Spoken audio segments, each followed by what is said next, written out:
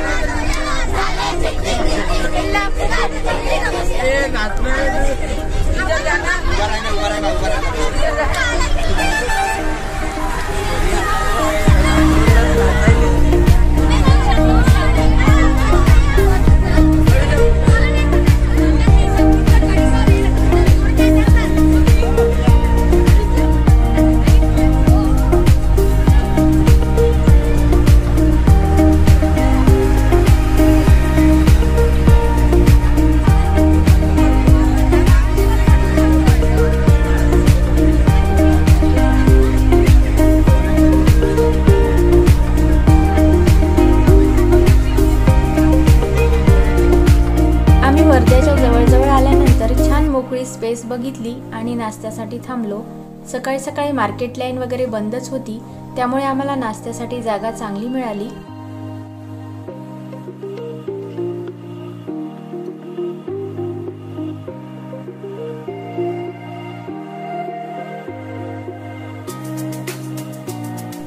सर्व स्टुडंट आणि आम्ही टीचर्स आम्ही सर्वांनी छान नाश्ता केला आणि पुढच्या प्रवासाला लागलो।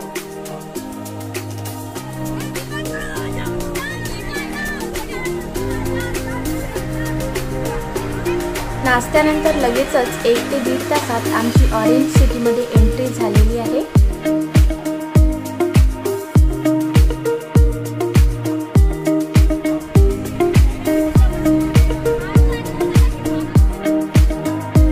नागपूरमध्ये एंट्री झाल्यानंतर आम्ही सर्वप्रथम इथे रमन सायन्स सेंटरला आलेलो आहोत। रमन सायन्स सेंटरचा बाहेरचा व्ह्यू खूप छान आहे। मुलांची तिकीट बुकिंग चालू होती, तोपर्यंत मुलांना इथे थांबून ठेवलं।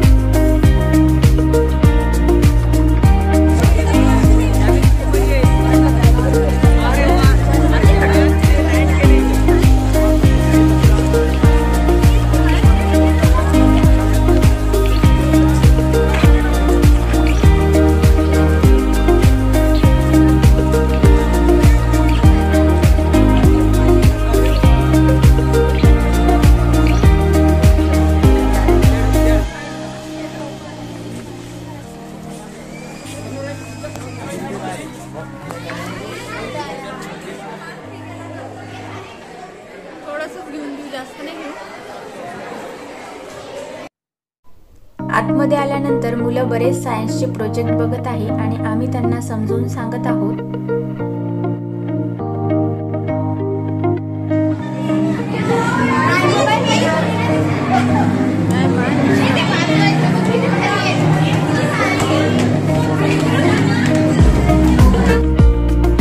इथे रमन सायन्स सेंटरमध्ये मुलांना सायन्सशी रिलेटेड 3 शो दाखवले जातात। पहिल्या 3D शो साठी मुले इथे बसलेली आहेत।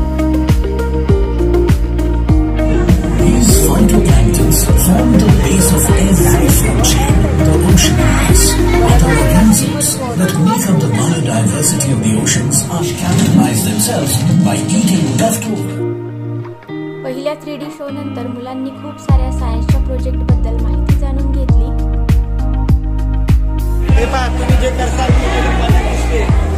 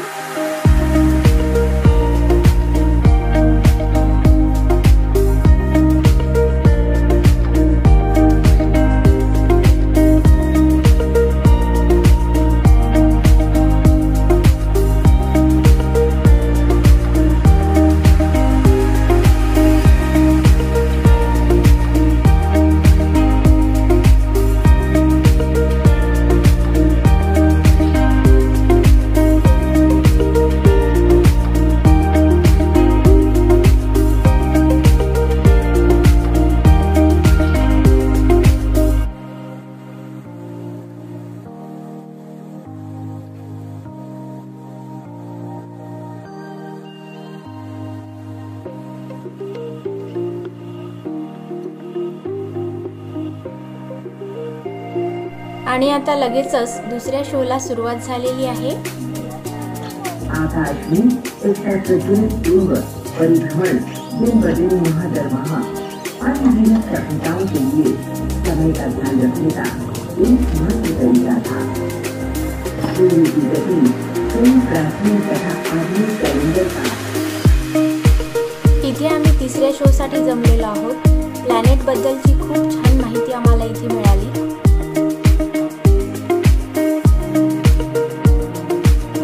तीनही शो आणि सर्व सायन्स सेंटर बघितल्यानंतर दुपारची वेळ झाली आणि आम्ही इथे गार्डन मध्ये आलेलो आहोत। या गार्डन मध्ये मुलांची छान एन्जॉयमेंट झाली। मुलांनी मस्तपैकी खेळण्याचा आनंद इथे घेतला।